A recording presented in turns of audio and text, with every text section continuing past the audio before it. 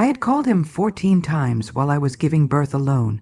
He never answered, and I still did not know why, but the stranger in that room was about to tell me everything. Before Diana left that night, she gave me a second piece of paper, a name and a phone number. Her name is Connie. Diana said she is a family law attorney. She has personal experience with this kind of situation. She will not charge you for an initial consultation. And she is, Diana paused, choosing the word carefully, exceptionally good at her job. I folded that paper into the pocket of my hospital gown. My husband finally arrived the next morning. He walked in carrying a balloon that said it is a girl and a coffee that was clearly for himself. He kissed me on the forehead, looked at our daughter with the expression of a man completing an obligation, and said I got here as fast as I could. The service was terrible where I was. Where were you? I asked. Signal was bad. I am sorry I missed the calls. Where were you? He pulled at the collar of his shirt. Client dinner ran long. I stayed over. You know how these things are. You were in the parking lot at 6 in the morning, I said. You were 12 minutes away while they were cutting me open. Something moved through his face. It was not guilt exactly. It was calculation, the quick math of a man figuring out how much I knew and how much he could still manage. Who told you that? He said. Does it matter? He sat down. He set his coffee on the table. He began the speech I had heard in smaller forms many times before. The version about stress, about how hard he had been working, about how I did not fully appreciate the pressure he was under, about how his mother had warned him I had a tendency toward overreacting. I said, yes, I know. He blinked. I want you to go home, I said. I will call you when we are being discharged. He left. He took his coffee. I stayed in the hospital for 4 days. Diana stopped by each morning before her shift. She brought me a sandwich on the second day and a book on the third. By the fourth day, we had exchanged numbers. On the third evening, Diana brought Connie. Connie was 55. Short, wore reading glasses on a chain around her neck, and had the specific energy of a woman who had heard every story and was never surprised but was always prepared.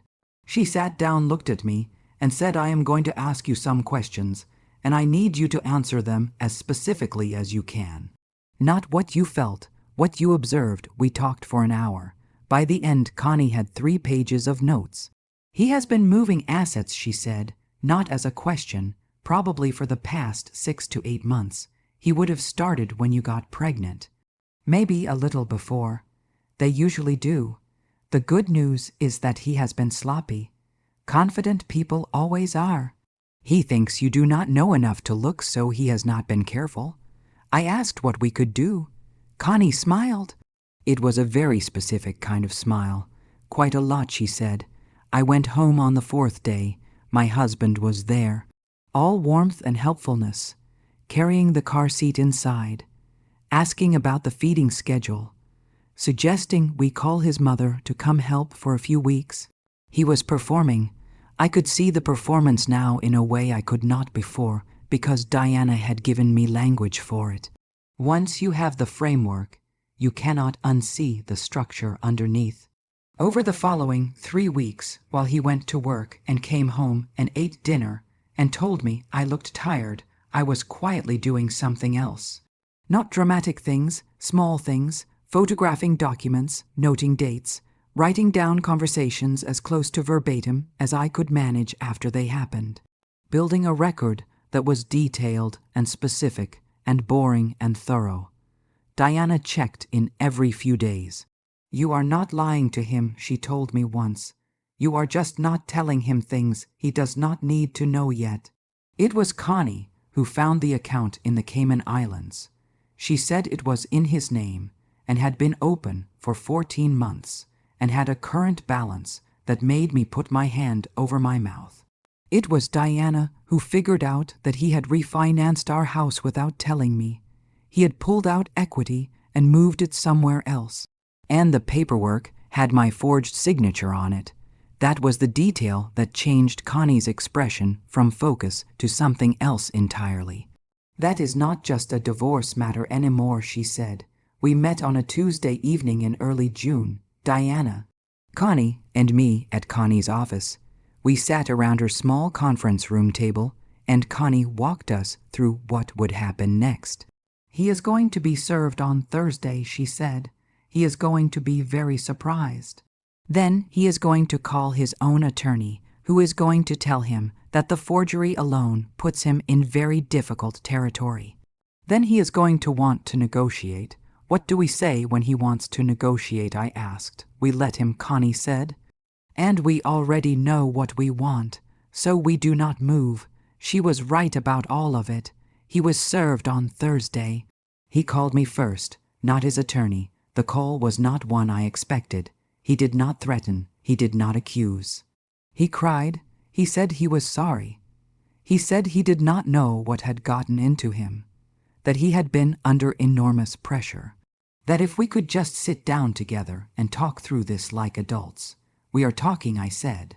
I mean without lawyers. I know what you mean, I said. I would prefer to keep the lawyers. There was a long pause. Who got to you, he said. His voice had changed, flat, careful. It was someone, was it not? Someone told you things. I observed things, I said. I wrote them down. I have very good notes. He hung up. The negotiation took 6 weeks. He wanted to keep the house. Connie wanted him to pay back every dollar of forged equity plus interest. He wanted partial custody. Connie wanted a full accounting of his assets before any custody arrangement was formalized. He brought in a second attorney.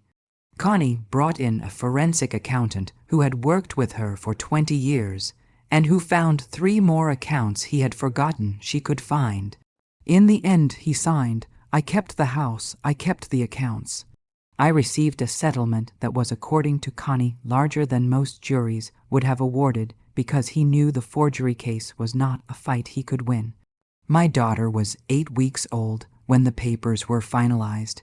His mother called me the night after signing.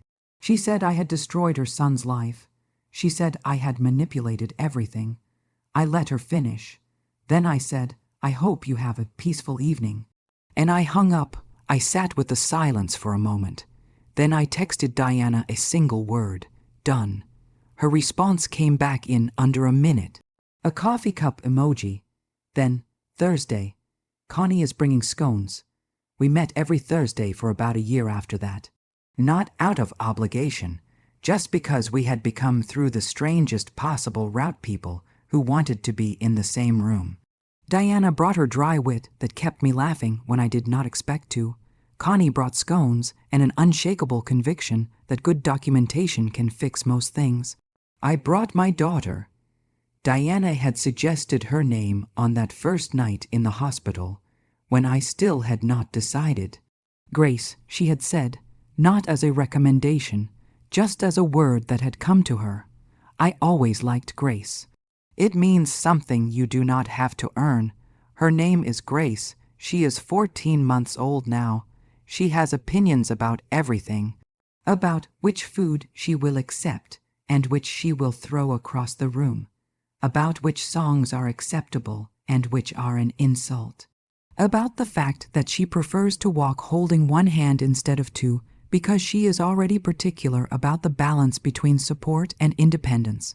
I teach 6th grade, same school, same classroom, same poster of the solar system that has been slightly crooked since 2019, and that I have decided to leave crooked because now it is a landmark. On the last day of school, last June, a girl in my class came to me after the final bell. She was 12 and quiet in the way that quiet children sometimes are because the world has already taught them that drawing attention is risky. She handed me a card her class had made. Inside, in her own handwriting, she had written, "Thank you for making me feel like I was allowed to take up space." I kept that card in my desk drawer for the rest of the summer. I want to leave you with something before I go. If you are someone who has been told many times that what you are seeing is not what you are seeing, and you are starting to believe it, I want to tell you that you are not overreacting, that clarity is available to you. that there are people on the other side of it, and some of them will show up in hospital waiting rooms and pass folded notes through nurses without even knowing your name. The note said you deserve context. That is all it said, really. Everything else was just the work of having context and knowing what to do with it. You deserve context. Take the note. Now I want to hear from you. Drop your city in the comments and tell me which moment in this story made you stop breathing. Was it when Diana said he was in the parking lot for 12 minutes and then got back in his car? Was it when Connie found the Cayman Islands account? Or was it when Diana said his name before me was Ryan? He goes by Nathan now. I read every single comment and I want to know your answer. If this story gave you something today, please hit the like button right now. Subscribe to Jennifer's Story for new episodes every week. And the next story, already on your screen right now, is about a woman who discovered her husband had been using a different name for 6 years.